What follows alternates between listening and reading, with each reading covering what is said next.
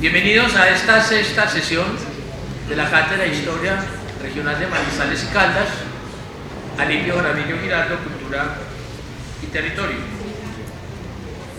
Damos un saludo de bienvenida pues, a todos nuestros invitados, agradeciendo su presencia. Como lo hemos dicho reiteradamente, es la que permite que este proyecto avance por fortuna, por muy buen camino.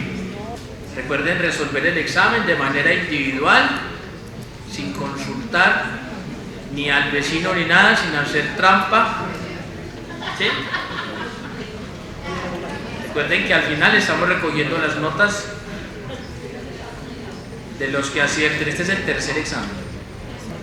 A los estudiantes que están inscritos en la cátedra de todas las universidades del sistema universitario de Manizales, entre las cuales obviamente se encuentra la Universidad de Caldas, les recordamos que pueden solicitar ante sus direcciones de programa el reconocimiento, si obtienen el certificado que les damos aquí, el diploma, de 2 créditos electivos, ¿sí? Ante sus directores de programas. Los primeros que están reconociendo los créditos son a los que ya les reconocieron, pero los estudiantes de Derecho. Nos alegra mucho que los estudiantes de Derecho estén muy interesados por los temas regionales. Recordarles que dentro de 8 días, el próximo martes, tendremos sesión de la cátedra en este mismo lugar, a cargo del coordinador académico de la cátedra, el doctor Albeiro Valencia Llano, sobre un tema sobre el cual tenemos que seguir hablando y mucho, y sobre el cual de pronto no se ha profundizado en la debida forma: paisaje cultural cafetero. ¿Sí? Dentro de 8 días, paisaje cultural cafetero. Invitarlos a que por favor ingresen a la página de piedramani.com. Allí encuentran toda la información sobre la cátedra, novedades y todas y cada una de las sesiones. Y algo muy importante, recuerden que este proyecto genera unos productos para que sean conocidos no solamente por ustedes, sino por todas las personas y los estudiantes de los colegios y de las universidades, que son las piezas animadas, o mejor conocidas como animatics, así como suena, animatics, de animación. Usted escribe en Google o en YouTube, perdón, animatic, ¿sí? Enter, y le van a aparecer varios animatics para que ustedes los vean en familia, con los estudiantes del colegio y de la universidad. Son piezas en promedio de duración de 5 minutos, que recogen todos los temas que aquí hemos tratado.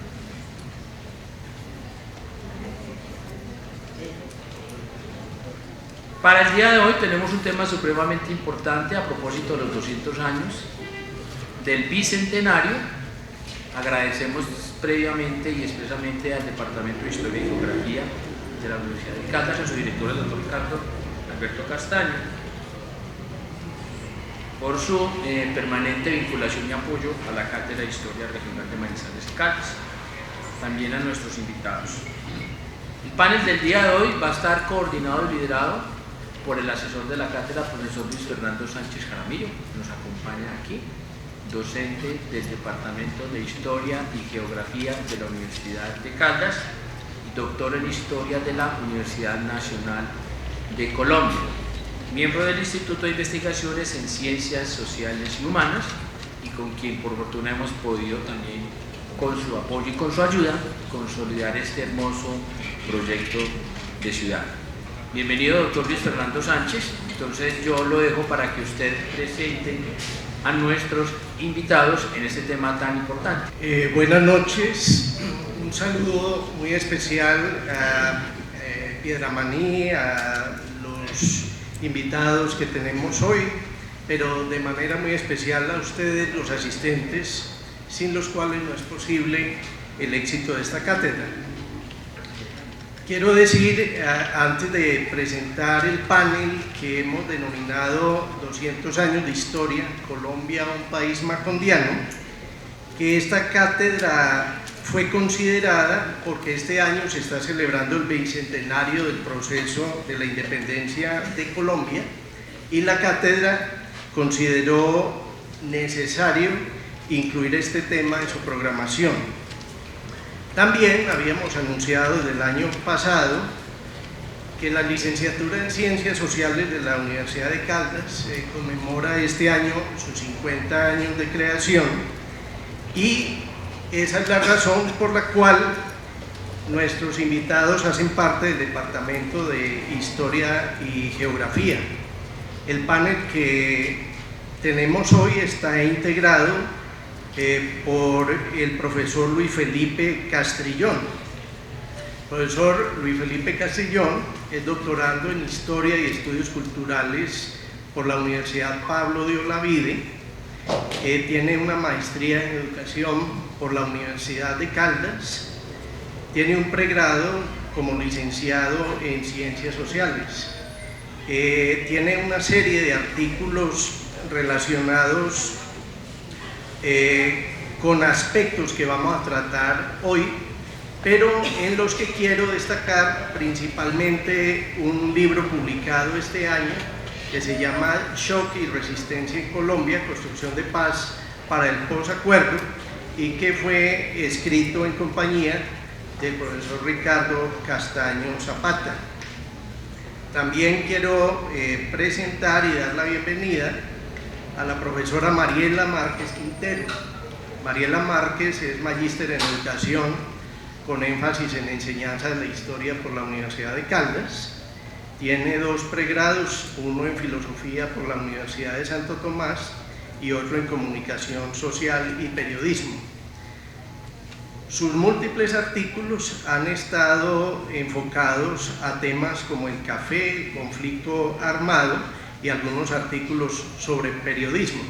También se destacan algunos libros que tienen que ver con la educación, paz y posconflicto, y también con temas de café y algunos temas relacionados con García Márquez. Presento también a la profesora Paula Tatiana Pantoja Suárez.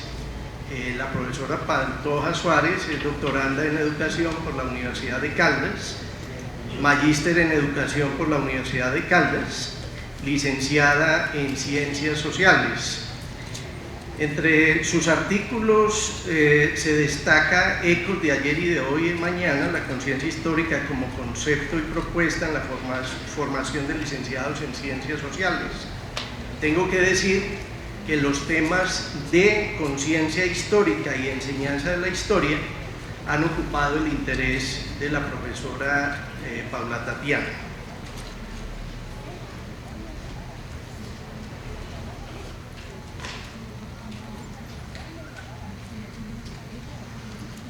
Puesto que se trata de un panel, quiero anunciar las reglas de juego en que se va a desarrollar esto. Cada uno de los ponentes van a intervenir durante 20 minutos, que van a estar controlados por Lía, que les va a anunciar el tiempo cuando falten 5 minutos y cuando se les acabe el tiempo. Una vez intervengan los 3 panelistas, cada uno de los cuales, como dije, tendrá 20 minutos, pasaremos a hacer las preguntas, para lo cual animamos al público a que participe. Este panel para nosotros es muy importante y por lo tanto queremos manifestar unos elementos problemáticos alrededor de los cuales van a girar las ponencias que ellos van a hacer. El panel considera que, entre otras muchas cuestiones, no es de conocimiento general lo siguiente: por ejemplo, que la conmemoración del grito de independencia se instituyó mediante Ley 39 del 15 de junio de 1907, es decir, que esta conmemoración llevamos haciéndola los últimos 100 años y que en el siglo XIX no se acostumbraba a hacer esta conmemoración.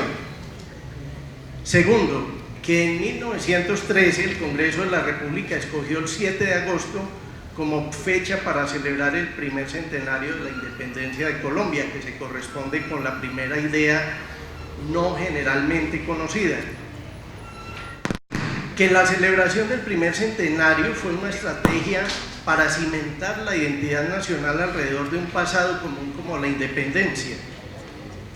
Hay que recordar que en el siglo XIX tuvimos alrededor de 9 constituciones, que lo que refleja era la falta de unidad para el manejo del país, que las disputas políticas de las élites durante el siglo XIX fueron bastantes, como para llegar al fin del siglo XIX y comienzos del siglo XX con la llamada Guerra de los 1000 días, que llevó casi a la desintegración del país, que durante esa época y como consecuencia de la Guerra de los 1000 días se produjo la segregación de Panamá y que se amenazó con la segregación de otros estados, que llevaron al presidente Rafael Reyes a hacer una reorganización territorial y a tomar estrategias como la de las celebraciones de la independencia con el ánimo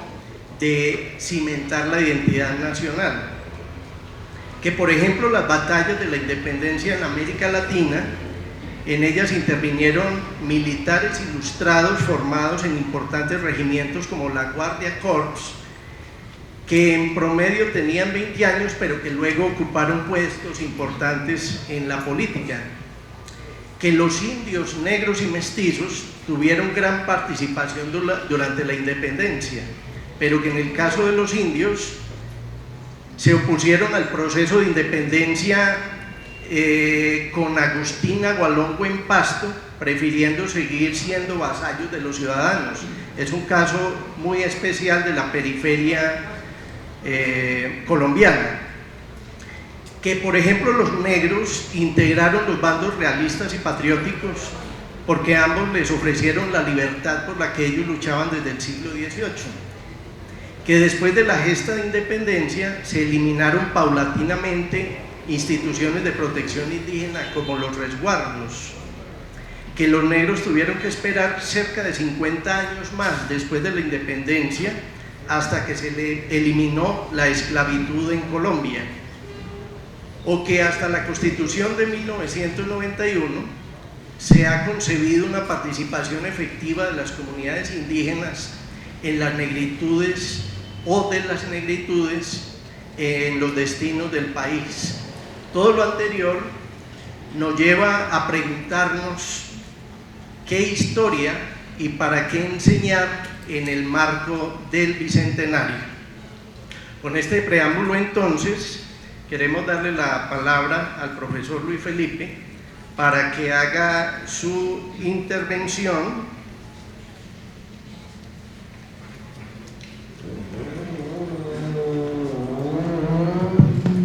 Bueno, tengan todos ustedes muy buenas noches. El tema que yo les vengo a conversar, bien cierto, es un tema que tiene que ver con las mujeres en los 200 años de nuestra historia. Para esto voy a tomar algunos casos y vamos a ver el matiz del blanco y negro y la escala de grises en la historia de las mujeres en estos 200 años. Bueno, muy bien. Para empezar, entonces, quiero hacer alusión a mi historia de las mujeres de Michel Perrot, en donde nos va a evidenciar que las mujeres han sido invisibilizadas por la historia, ¿cierto? Y que fundamentalmente siempre se postulan los puestos políticos para los hombres, ¿cierto? Una serie de discusiones que viene dando. Inmediatamente entonces vamos a reconocer en Bogotá, para la época un poco de la independencia, unos círculos literarios, los dos primeros. El primero tiene que ver con el círculo literario de Antonio Nariño, el otro tiene que ver con la Autopelia y otro que tiene que ver con el círculo literario de doña Manuela Santamaría Manrique, en el cual asistían gentes de Bogotá a prepararse en literatura y política. Inmediatamente entonces vamos a tomar un caso, que es el caso de doña María Clemencia Lozano. Para esto cito entonces un texto que lo escribe Facundo Mutis Durán para decir que entre las familias de la colonia, notables por su posición, su educación y fortuna, una de las más distinguidas fue la del Marqués de San Jorge, don Jorge Lozano y Caicedo y Villasís de Peralta Maldonado y Mendoza, casado con doña María Tadea González Manrique, descendiente de los antiguos presidentes de la colonia, tuvieron 2 hijos y 6 hijas, esposos y madres distinguidas, honra de la patria. Doña María Clemencia Lozano, su hija, casó con don Juan Esteban Ricaurte en un acto de rebelión contra la autoridad paterna y las ideas de su tiempo, desencadenando la cólera del marqués, quien por documento público la desheredó. Entonces, estamos viendo en este caso de doña Clemencia un acto de rebelión que se oponía totalmente a los valores y principios que se gestaban en este tipo de sociedad. Se hace una resolución, ¿cierto?, desde la sanción del rey Carlos III de 1776, que es la ley nona, título segundo, libro 10 de la novísima recopilación, en donde se autorizaba al padre para desheredar a la hija si contravenía a su voluntad. Acogido la real disposición, el marqués hizo saber a su hija, doña María Clemencia, el propósito de cumplirla si persistía en su matrimonio. Pues tal es el caso que doña Clemencia decide optar por el amor, ¿cierto?, y se casa con Juan Esteban Ricaurte en la mañana del sábado del 5 de enero de 1782. Convenida la hija del marqués con el señor Ricaurte, abandonó la casa de sus padres con pretexto de oír misa. Decía el mismo marqués, se dirigió a la iglesia catedral y allí los dos amantes, en la misa mayor, en medio del numeroso concurso, instaron al cura rector les diera las bendiciones nupciales y presenciase la celebración del casamiento que tenía contratado. Como el cura rector se denegara, se siguieron autos ante el provisor y vicario general del arzobispo, de los cuales resultó una sentencia favorable. Bueno, el resultado de todo esto es que finalmente se casa doña Clemencia con Juan Esteban y el marqués deshereda a la hija, pero producto de este matrimonio es un hijo llamado Antonio Ricaurte, ¿cierto?, que es uno de los próceres y es uno de los héroes de la Fuerza Aérea Colombiana. Muy bien. Otro caso que tenemos, ¿cierto?, lo va a retratar Osvaldo Díaz Díaz en el texto Historia Extensa de Colombia, tomo 4, cuando hace alusión a la guerrilla de los Almeida. Los Almeida, entonces, van a tener la participación de una mujer, como se ve registrado también en el texto del Poder Político en Colombia de Fernando Vilés Martínez, padre de la sociología política, en la cual entonces vamos a tener a Policarpa Salabarrieta, que acude a Bogotá justamente para estar con esta señora Andrea Ricaurte, ¿cierto?, allí en el costurero, pero también aprendiendo de asuntos intelectuales y conspiración contra las dinámicas españolas. Otro de los casos que podemos encontrar en la historia y participación de las mujeres en la independencia son todos estos, que es un caso que muestra justamente cuando se dio la celebración del bicentenario de la independencia en Colombia, en el Museo Casa de Nariño en Villa de Leyva, y muestran un registro de todas las mujeres que fueron fusiladas y algunas degolladas, ¿cierto? Ahí tenemos pues muchas de las que conocemos, entre ellas Antonia Santos, bueno, entre otras, ¿sí? Tenemos un caso particular, ¿cierto?, de otra mujer que rompió con escenarios de su tiempo, y es María Cano, que viene de una familia intelectual que conforma también un grupo literario donde enseña a leer o le leía a los obreros, participa de marchas y protestas por el derecho laboral, hasta tiene que ver con los ámbitos de lo que sería la masacre de las bananeras de 1928. Otro caso que se registra a nivel literario, ¿cierto?, que es una especie de gamonal regional, es en los funerales de la mamá grande de Gabriel García Márquez, que hace alusión a María del Rosario Castañeda, que tenía todo el poder, y una vez se muere, pues el pueblo no sabe qué hacer con las decisiones, ¿no? Otro de los casos es el de Gertrudis Potis, en el texto Cóndores no entierran todos los días, de Gustavo Álvarez Gardiazabal, en donde también es una mujer que empieza a gestar dinámicas en Tuluá, y fue una mujer liberal que gracias a ella pues empieza el desarrollo de la ciudad.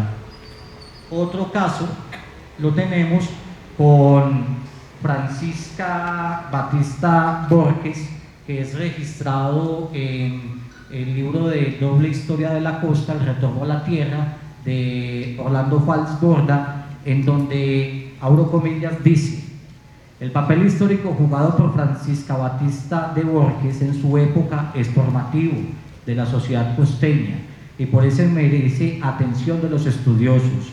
Doña Francisca impulsó la primera colonización del Sinú, distinta de la ocupación de rapiña de los Heredia. Organizó la exploración experimental de sus riquezas naturales con ganadería menor, maderas, artesanías. Debió tener unos 20 años cuando llegó a Tolú hacia 1670 como polizón, quizá escondida en un galeón. No le había sido difícil jugar a mancebo porque tenía un bozo sensual y barbita rala cuyos vellos sacaba periódicamente con pinzas. Bella y ardiente, ojos gitanos, con pecho de tabla y caderas columpio. Francisca Batista de Borges era la excepción de la regla. No se dejó idolatrar como virgen ni recluir como monja encojinada en su casa como ocurrió con sus hermanas. Nunca se tapó la cara con la mantilla como ellas. Al salir a la calle, de carácter indómito, aunque dulce en el fondo, había huido disfrazada con unas cuantas monedas de la casona de sus padres, hidalgos de goteras, para probar fortuna en América, como tantos otros que pretendían jugar con el destino en el país del dorado, especialmente porque habían oído el sonsonete: pobre del Perú si se descubre el Sinú. Otro caso que también se relata ahí es una líder social llamada Gilma, en el área de la costa, que organizó a los campesinos y los invitó a formar parte de la ANUC, como un movimiento campesino que, digamos, va a marcar mucho la historia de Colombia. Así entonces vamos a tener, ¿cierto?, que las mujeres van a participar en la organización del territorio de esta zona, como lo demuestra Fals Borda, y también entonces entraríamos ya un poco con esta autora bielorrusa que escribe el libro La guerra no tiene rostro de mujer y empieza a mostrar cómo las mujeres participaron en la Segunda Guerra Mundial en diferentes oficios, siendo francotiradoras, mecánicas, etc. Entonces están visibilizando, ¿sí? Aquí entonces tenemos, ya en la escala de negros, tenemos a Griselda Blanco, una narcotraficante que participó con el cartel de Medellín entre los años 70 y 80. También tenemos la primera francotiradora de la Policía Nacional, que, digamos, ha participado en dinámicas de estrategia contra la insurgencia en Colombia. Tenemos otro caso, que es el caso de Rosero Tijeras, que realmente se llama Diana Carolina Jiménez Maldonado, que también nos muestra, digamos, esa escala de negros de lo que hace la mujer. Y tenemos el campo de las lideresas sociales en Colombia, ¿cierto? Muchas de las cuales, pues, como vemos en este diagrama y los informes que hemos visto últimamente, han sido asesinadas y perseguidas en Colombia. Acá entonces voy a citar un texto de Canales que se llama Testimonios de la violencia en Colombia, publicado en el año de 1966. Son testimonios recogidos en el año de 1958, y aquí él observa el papel de la mujer, y allí va a expresar que la mujer es el pilar fundamental de la construcción moral de la nación, ¿cierto? Entonces, para eso también tenemos en la escala de grises a una de las primeras antropólogas, que es Alicia Duzán, esposa de Gerardo Reiche Dolmatov, que también hizo estudios en lo que sería la zona de Ciudad Perdida, ¿cierto? Y va a dar grandes aportes a la antropología. Y esto nos lleva, ¿cierto?, a una historia, que es la historia de María del Carmen Castrillón, mi abuela. Y para eso entonces quiero que leamos lo siguiente.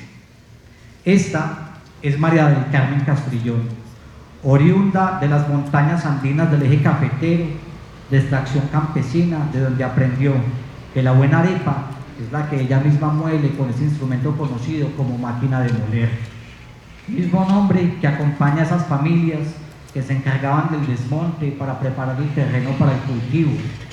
Conoció en persona al Putas de Aguadas, es más, se enfrentó a él y salió triunfante. Ella tiene un genio de Señor y Padre Nuestro, ese es el que le permitió sacar para adelante el combo familiar Palmatrona. Ella es mi abuela, que desde las 3:30 am inicia los quehaceres que retrotraen las lógicas familiares de otrora en Filadelfia, Aguadas y Aranzazu, que se resume en presente a la reconversión del lugar, del topos de cemento como extensión de la ruralidad, pues ella en casa que habitara establecía su pancoquer, su buen galpón, porque gallina de buen sabor es la que uno mismo levanta, mijo. Ella es orgullo para los que ahora eruditos de la burbuja universitaria de antropología, sociología y demás llaman a soberanía alimentaria y los custodios de lo ancestral, porque eso sí, para mi abuela no hay mejor remedio que la planta de pronto alivio, limoncillo, salvia, guayabo, acedera, romero, entre otras que mantenía colgada en las paredes del patio a la luz de la luna entrante y menguante. Ese era su tiempo, el tiempo de abril, lluvias mil, hasta la borrasca de mayo, el rito de los 1000 Jesuses, la construcción del crucifijo con lentejas, cháncharos o frisoles, arroz, acompañada con unas cuantas monedas de baja denominación, es decir, un almanaque Bristol viviente. Ella, mi abuela, la que aún bajo el brasier tiene al lado al corazón de Jesús, que en vos confío, la Virgen del Carmen, el niño Jesús de Praga, aunque no conoce lugar alguno del viejo continente.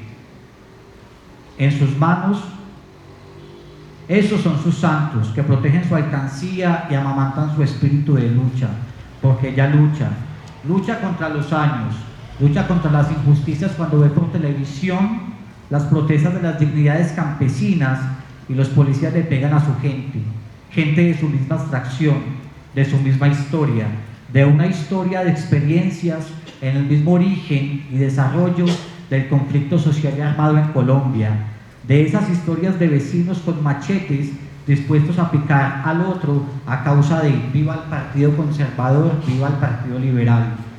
Ella, mi abuela, esa de la gran matanza de gatos, de Robert Darnton, esa mamaoca que transmitió valores políticos y de sobrevivir a nosotros sus nietos, que la escuchábamos con atención ante esas charlas nocturnas en la cama antes de dormir. Nos aterrorizó con sus historias del diablo suelto en Aguadas, que convocó al rezo de toda la comunidad, de aquel campesino que le mocharon el pajarito y se lo colgaron en un árbol, del jinete sin cabeza, de los chulavitas, de los muchachos del monte, de historias de duendes y huacas. En fin, historias vividas, historias míticas, relacionales y funcionales en sociedades rurales, pero que funcionarían en nosotros cuando el paramilitarismo llegó a nuestra comuna y barrio con la pretensión de enfilar a sus juventudes. Ella, mi abuela, la que siempre nos da la bendición antes de partir, la que siempre contempla la ventana a nuestra espera, la que se acompaña de un perro noble y dispuesto a protegerla, de esos que ahora han dado en llamar razas peligrosas, un perro pitbull American, que cuida como los perros de su tiempo, como los animales de su tiempo, animales para el trabajo en su ambiente natural, no como hoy, que son animales ornamentales y hasta humanizados, con gran confort, mientras la niñez muere de física hambre. Ella, mi abuela, ve, porque es sorda. ¿Qué digo? Se quedó sorda. Luego de una caída cuando estaba limpiando el baño de una de las familias de élite ilustre de la ciudad que no cumplía con los derechos laborales. Ella, mi abuela, la que representa a las muchas que levantaron familias solas. Dado el grado de cobardía de muchos hombres, a ella un gran abrazo y un beso de gratitud por encarar la vida con berraquera.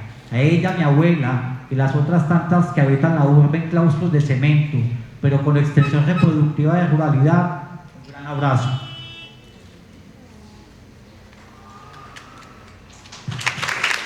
Gracias.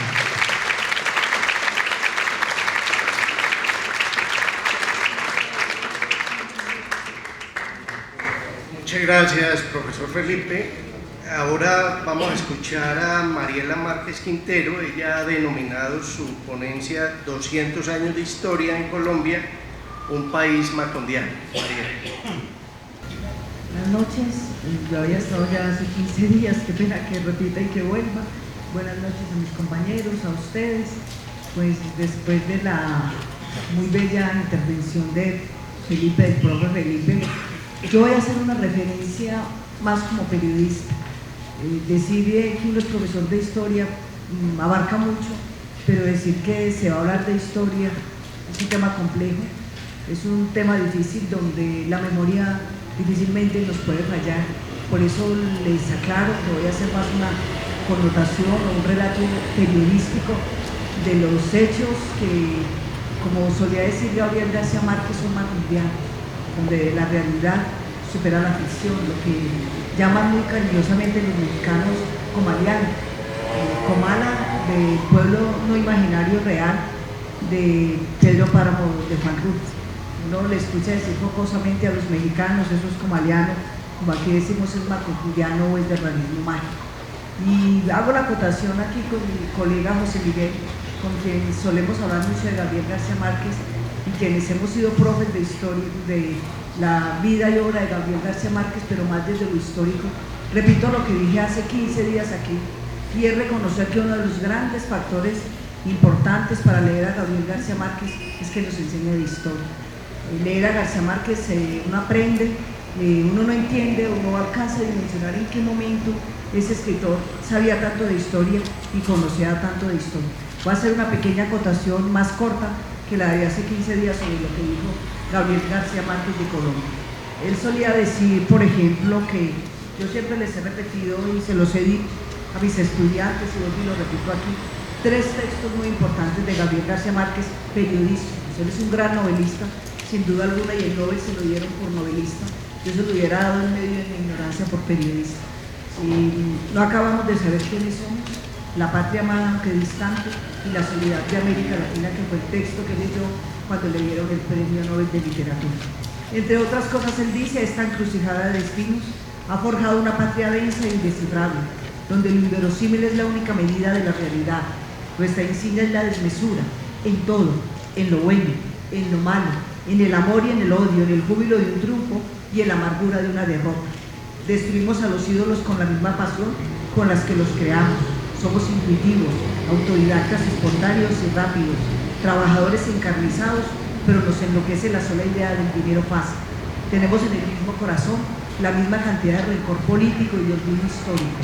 Por la misma causa somos una sociedad sentimental, en la que prima el gesto sobre la reflexión, el ímpetu sobre la razón, el calor humano sobre la desconfianza.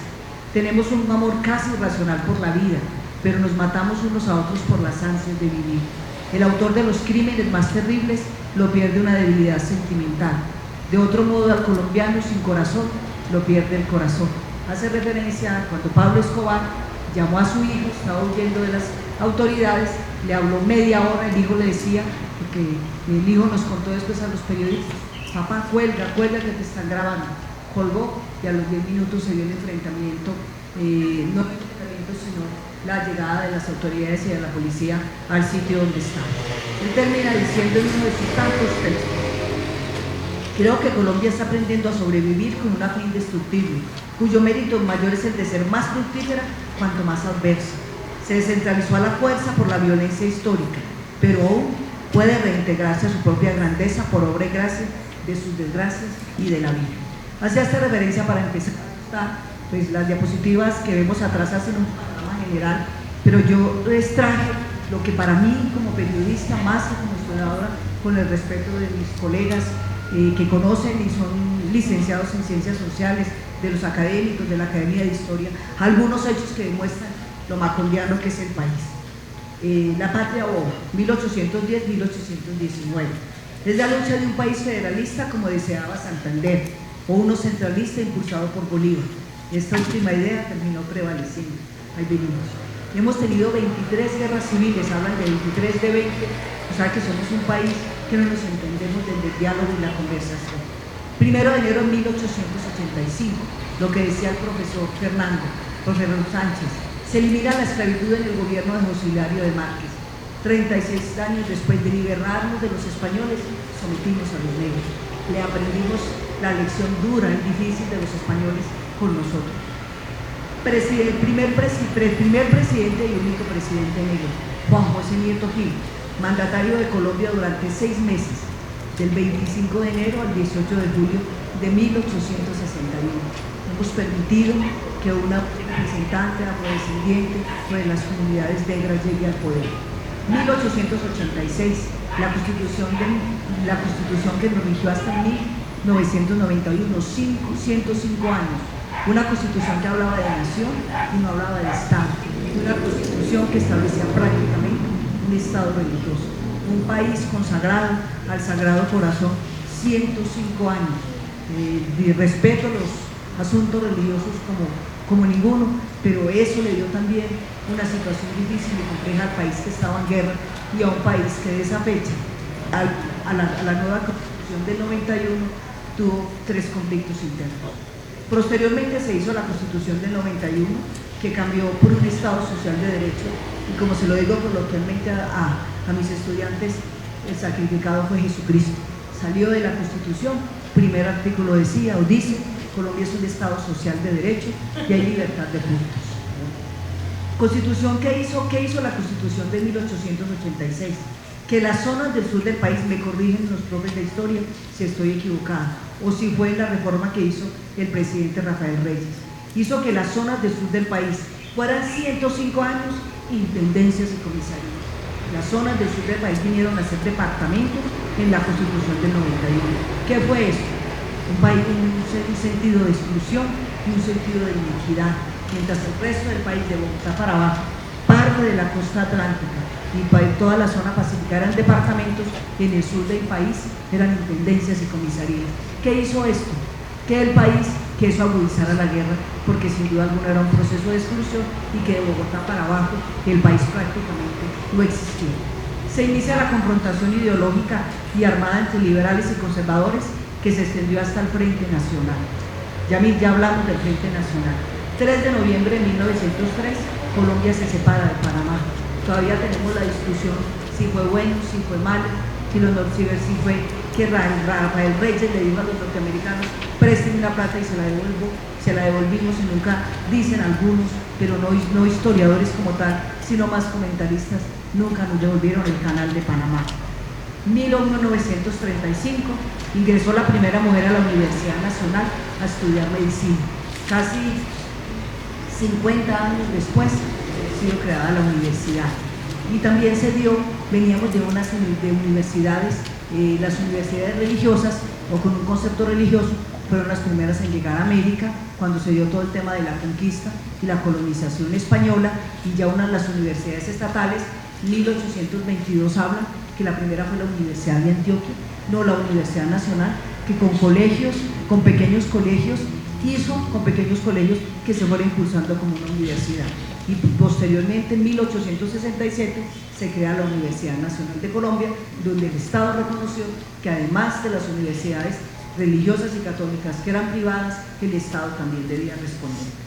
1948 es asesinado Jorge Eliezer Gaitán, y ahí empieza prácticamente esa zona de las capas para que la guerrilla y los grupos de izquierda, en un comunismo y un socialismo que ya venía avanzando, tomasen la decisión, con la muerte de Guadalupe Salcedo y también el plan Lazo, de crear las FARC en Colombia.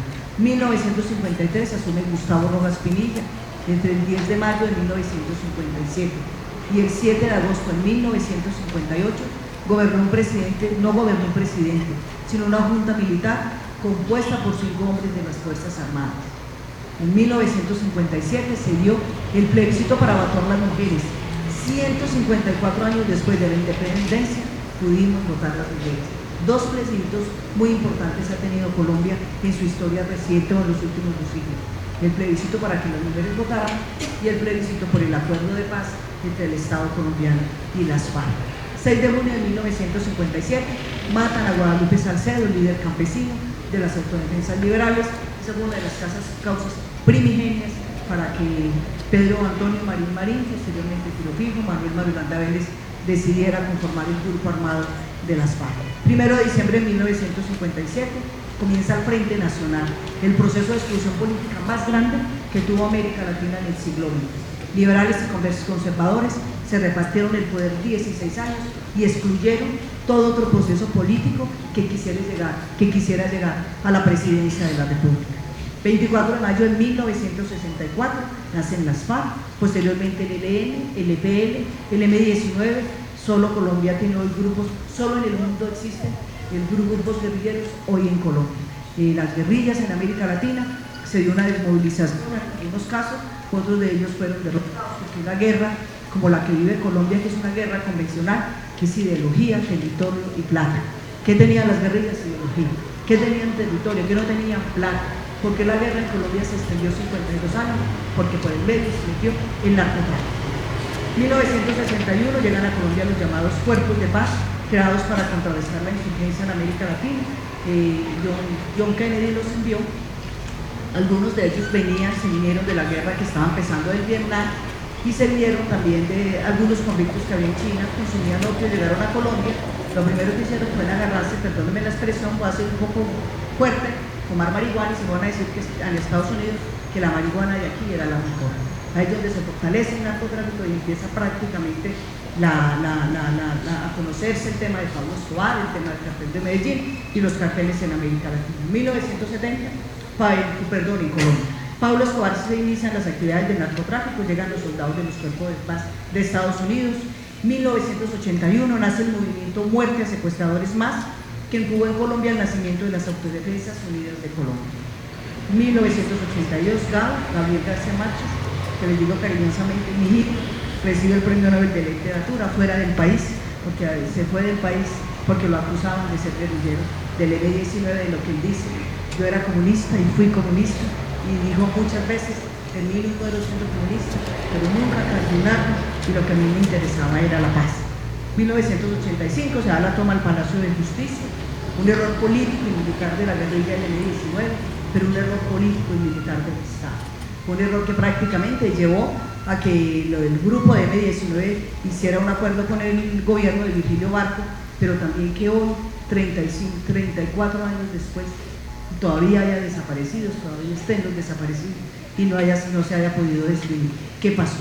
Asesinan entre 1988 y 91, asesinan a 4 candidatos presidenciales: Luis Carlos Galán Sarmiento, Bernardo Jaramillo Osa, Jaime Pardo Leal y Carlos Pizarro León Gómez. Si se me olvida alguno por mi memoria y edad, por favor que colabore.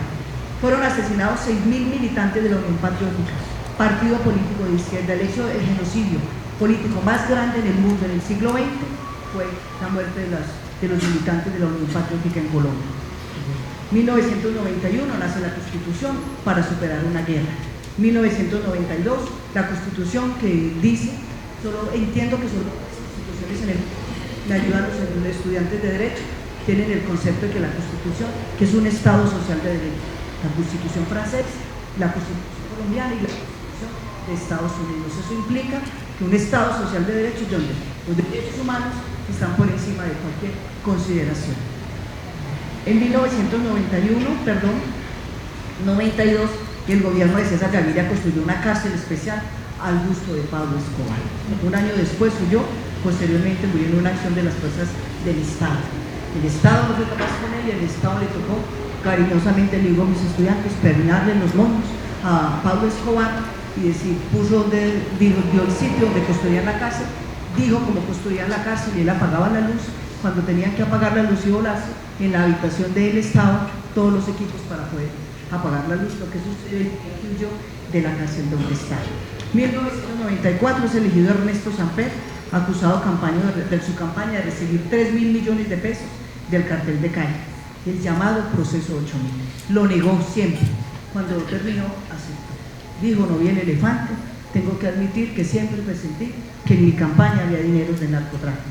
En su periodo, Colombia fue desertificada en derechos humanos y un presidente al que le fue retirada la visa prácticamente no pudo salir del país. En 1900 ya en el gobierno de Pastrana se da la zona de despegue para el grupo insurgente de las FARC, 4 municipios del sur del país en la negociación de paz. No se logró un acuerdo, pero ¿qué hizo el acuerdo de Andrés Pastrana? Mostrar internacionalista el conflicto.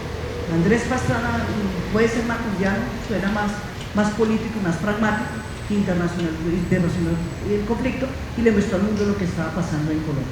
Se intensifica el conflicto armado y en el 2002 llega a la presidencia Álvaro Uribe Vélez, reelegido en el 2006, se dan los procesos de reelección en Colombia. El proceso de la parapolítica, 126 congresistas condenados por la Corte Suprema por unirse con grupos ilegales de autodefensa. Todos fueron procesados por la Corte Suprema y perdieron sus curules en el Congreso. En el 2006 se habla de reelección de Álvaro Uribe. Colombia sigue siendo uno de los países, el tercer país más feliz del mundo en medio de una guerra, un país con una guerra de 54 años, la tercera en el mundo por intensidad, efecto y duración, después de Birmania y el conflicto entre israelitas y palestinos. El único conflicto en el mundo donde disparan cinco internos, o sea, 5 actores internos. Dispara la guerrilla, disparan los paras, dispara el narcotráfico, dispara la delincuencia común y responde y dispara el Estado. El país ha tenido 2 procesos de paz, 5 acuerdos. Tiene el volcán más activo del mundo, que aquí en Manizales ya es como de la familia, ya no nos genera miedo, pero es el volcán más cuidado del mundo. Para terminar, digo 3 cositas. En el 2016 se realiza el plebiscito por la paz. El hecho del plebiscito por la paz no era una opción, el sí, quienes estábamos con el sí, pues votamos por el sí, quienes no, pues votaron por el no, pero cuando se daba la discusión, ¿qué pasaba? El error histórico fue que podíamos votar 34.200.000 colombianos y 22 millones de colombianos no votaron. En el mundo, un país que va a tomar la decisión más importante de su historia reciente y 22 millones no votan. El analista decía que el problema no fue que ganara el no, y no era una opción. En una guerra de 52 años, decían ellos, lo más común era que no ganara. Lo más común, lo más esperado era el no. Pero ¿qué pasó? Como que 22 millones de colombianos que podían votar no fueron a las urnas. Nos inventamos el vota a vota, que hoy tiene jodido América Latina. Aquí teníamos Muñoz, y ¿dónde nace el vota a vota? En Aranzazucar. Un campesino dijo, un cafetero dijo, les voy a prestar a los pobres, me devuelven 1.000 pesos cada día. Aquí se nos fue la mano y pedimos más. El sistema de las pirámides, 2 billones de pesos depositaron los colombianos en la pirámide de David Guzmán, 2 billones, que hoy el Estado tiene 12.500 demandas por las pirámides. ¿Por qué? Porque tuvieron la anuencia del Estado y tenían toda la condición legal para funcionar. Bueno, ¿qué deja el conflicto en Colombia? 93, es el único país en el mundo que hoy tiene 8.700.000 víctimas registradas, aceptadas por el Estado, 93.000 desaparecidos y tiene también 250.000 cadáveres por identificar en los cementerios del país. Datos de medicina legal, les decía un analista, es el único país donde una guerra deja 250.000 cadáveres como NN que están en los cementerios del país y 93.000 desaparecidos. Para terminar, un país que no supera la polarización política entre izquierda y derecha y un país que sigue dividido. Muchas gracias.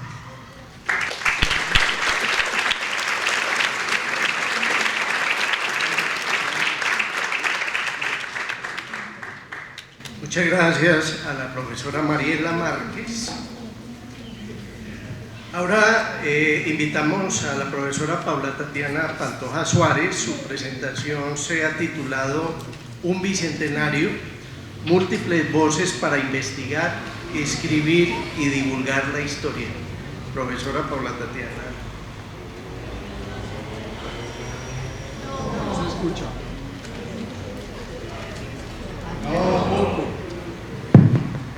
Ahora sí, bueno, gracias.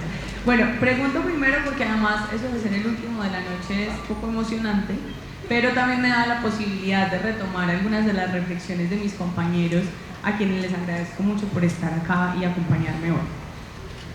Como el profesor Luis Fernando lo dijo al inicio de mi presentación, yo no soy experta en historia ni del siglo XIX ni de la violencia específicamente, sino que mi trabajo está más enfocado en los procesos de didáctica de la historia.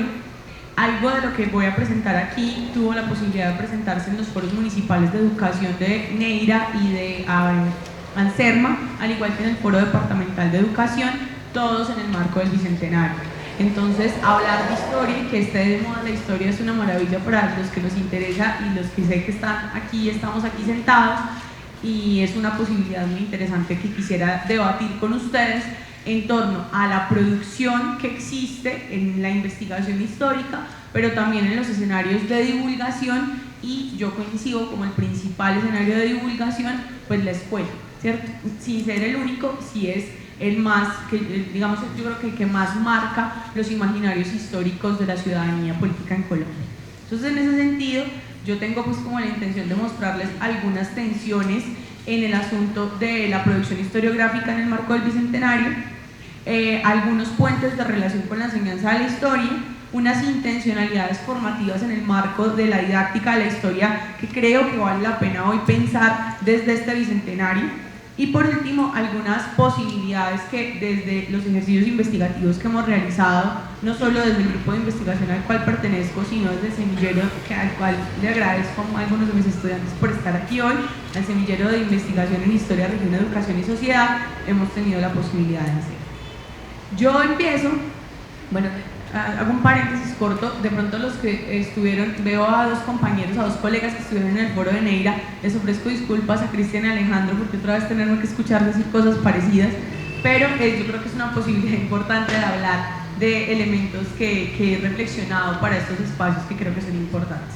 Esas imágenes que tenemos allí son de dos publicaciones de este año, que yo creo que son de lo más reciente en la historiografía del desarrollo de la campaña de independencia de la Nueva Granada, no solo de la batalla de Boyacá, como pasa en el libro de 1819 del profesor de la Universidad Externado, Daniel Gutiérrez Ardila, sino de la campaña de la Nueva Granada, que abarca desde 1800, o sea, no solo desde el 7 de agosto, sino desde momentos previos de 1819 hasta finales de 1820, digamos como cuando finaliza este proceso para el caso específico de la Nueva Granada.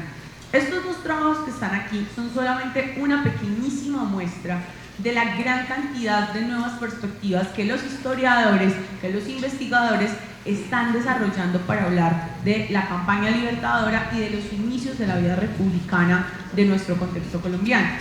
¿Por qué hago la referencia? Porque ahí es donde entran las vicisitudes en torno a si esta producción historiográfica nos muestra lo que les voy a mostrar a continuación con algunas fuentes, sobre todo el trabajo del profesor Daniel Gutiérrez, por qué los procesos de enseñanza de la historia, principalmente en las escuelas, siguen enmarcando como gran protagonista de un proceso a un florero al que le han achacado tantas culpas y que yo creo que no tenía.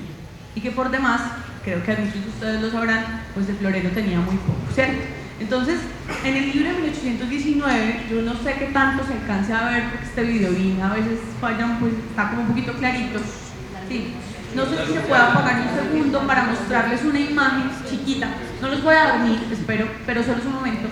Para mostrarles, me pudieran apagar la luz un momentico, no sé si se puede. Bueno, en el libro de 1819, la portada nos muestra un texto no solo de investigación histórica, sino de divulgación histórica, con unos protagonistas bastante interesantes. Si ustedes se fijan, en el centro de la portada no está un gran general de la República, ahí se ve un poquito mejor, en el centro del libro de 1819. ¿Sí?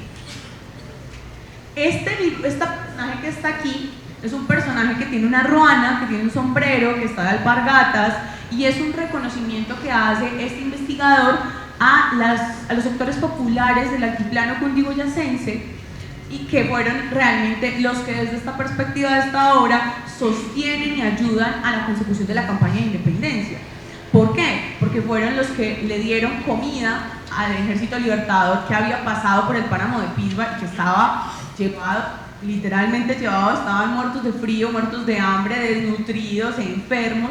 Y estos sectores populares del altiplano, según la perspectiva de Daniel Gutiérrez, son los que realmente terminan dando los recursos para que el ejército libertador, que tampoco es que todos fueran un montón de soldaditos napoleónicos muy bien vestidos y organizados, la mayoría eran campesinos, muchos a pie limpio, otros en alpargatas con armas no muy elaboradas, sino armas sobre todo utilizadas, como lo dice el profesor. Si se alcanzan a ver, esto es un asadón, el campesino del altiplano con un asadón, y a sus lados, en un lado se encuentra el lancero llanero, la figura del llanero que viene con su lanza, que es toda esa campaña que viene desde los llanos hasta el centro del país, y sí en el otro lado se encuentra la figura de los generales. ¿Por qué les muestro esto? Porque quisiera que ustedes vieran cómo, si hay algo interesante del trabajo de Daniel Gutiérrez y de muchos otros trabajos, es como de alguna manera le quitan el protagonismo tradicional. Y yo creo que eso no es una contradicción con la historia nacional que nosotros hemos enseñado y que además somos productos de esos procesos de educación. Pero sí nos ponen en debate de si hay nueva historiografía, si hay nuevas perspectivas, qué está pasando con los escenarios de divulgación de estas nuevas perspectivas. Entonces miren, este es un fragmento del obispo de Cartagena en una pastoral que no solo le manda a la gente de Cartagena, sino a todos los habitantes de la Nueva Granada. Entonces les dice: yo os digo que jamás ni por un solo instante hubo hombres libres, hombres iguales, hombres independientes. Adán obedeció a Dios, sus hijos a Adán, sus nietos y descendientes a sus padres primitivos. Y en esa vuestra república, ¿quién manda? Los intrigantes, los embusteros, los trapacistas. Y sois iguales a ellos y os sentáis en su mesa. Ese principio que yo les estoy mostrando ahí es solamente una de las muchas opciones que las fuentes de la época nos permiten para identificar que la independencia como concepto no es una categoría generalizada en todos los sectores y para todos los habitantes de la Nueva Granada. Y muestra un poco una cosa que uno lo pone a pensar, no solo porque lo diga un obispo, sino por la condición de poner a reflexionar: bueno, ¿en serio hay libertad? Y en serio hubo libertad en el marco de la independencia. Gracias, ahora sí, para no dormirnos. Entonces, esa es solo una perspectiva.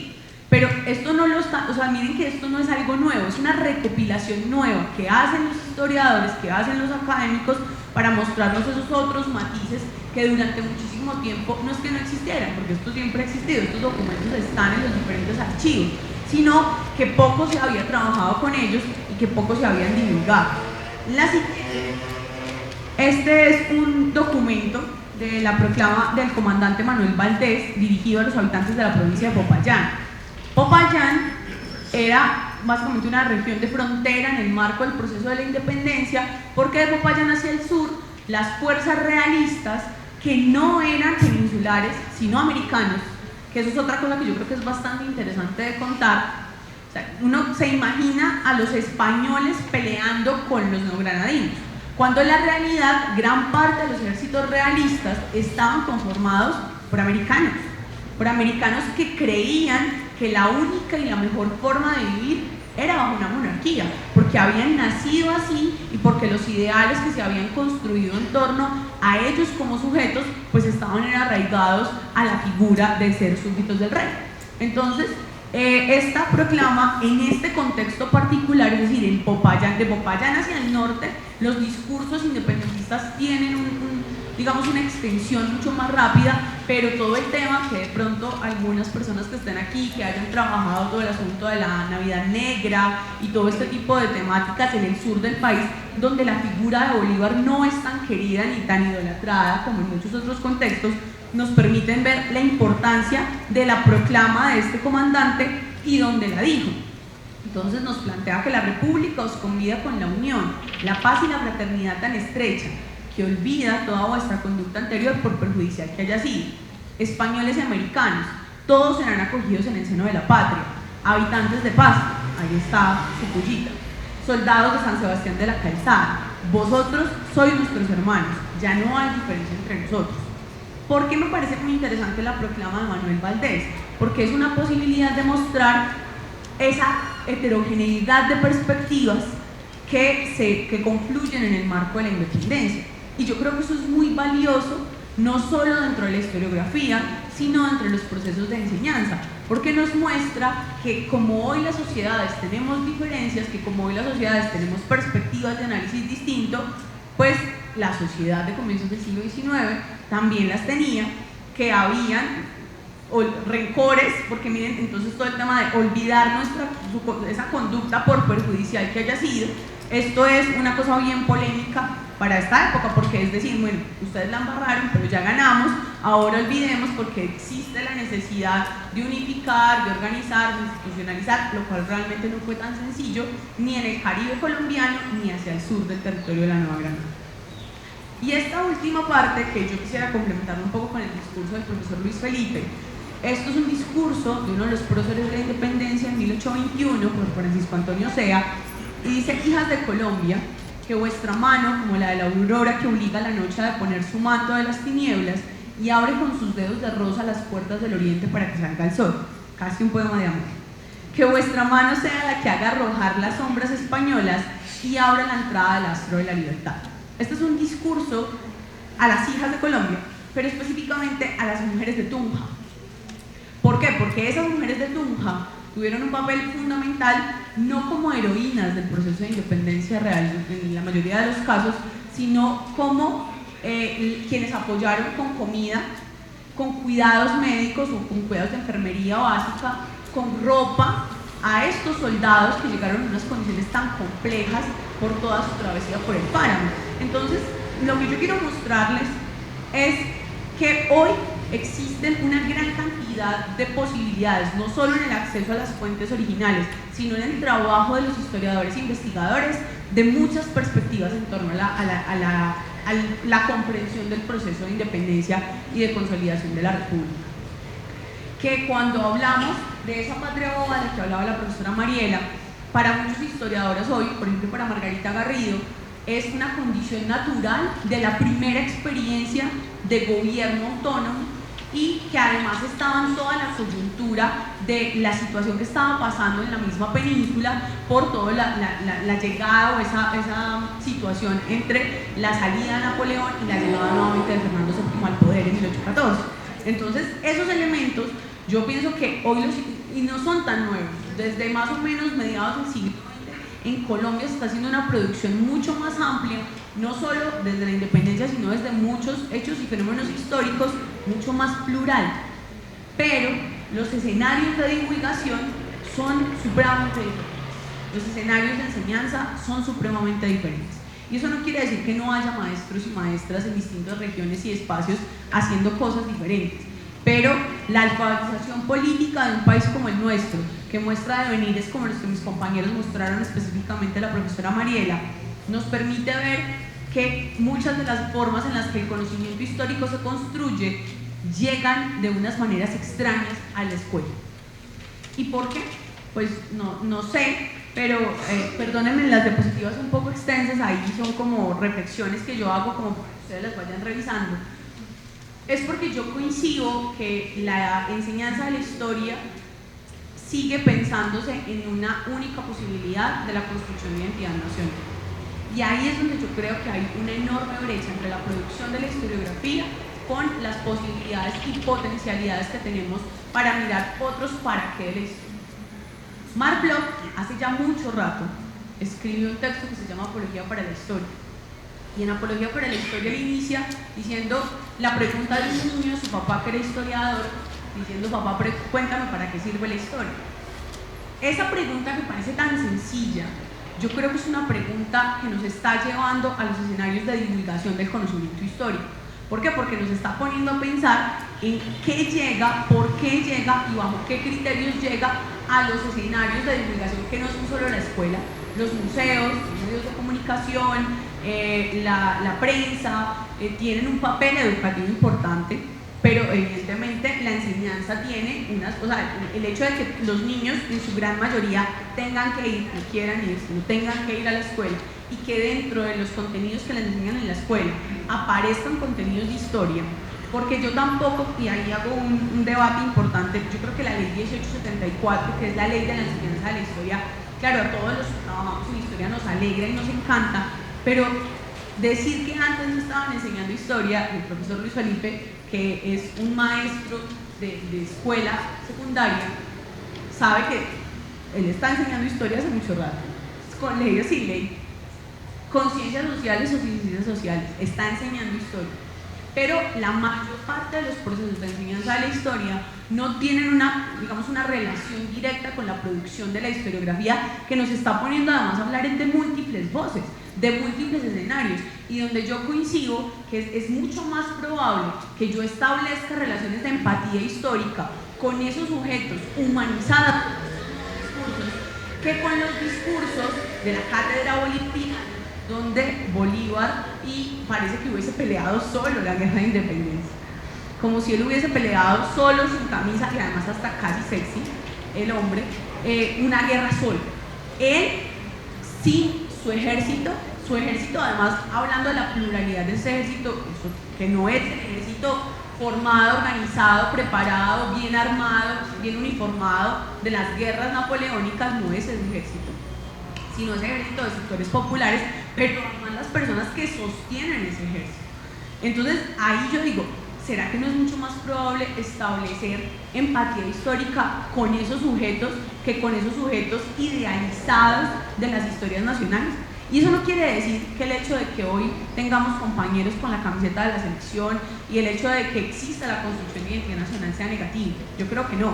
Pero yo creo que uno de los elementos que este bicentenario debería permitirnos es si vamos a seguir pensando la divulgación histórica en el marco de, ponme varios ahí adelantico, por favor, en el marco de la identidad nacional, que fue como se conmemoró el centenario de la independencia, con la divulgación del libro de Historia de Colombia de Henao y Arrula, en unas lógicas completamente de identidad nacional, una necesidad además de la época, una búsqueda de las élites políticas de la época, o si el bicentenario nos va a permitir hablar de otras cosas, de otros elementos de la formación histórica de los ciudadanos colombianos, no solo de los académicos colombianos, sino de los ciudadanos, de los niños, de los jóvenes que van a llegar a participar en una vida política y que esperemos que no terminen siendo parte de esos 22 millones de personas que se siguen absteniendo de su derecho a votar.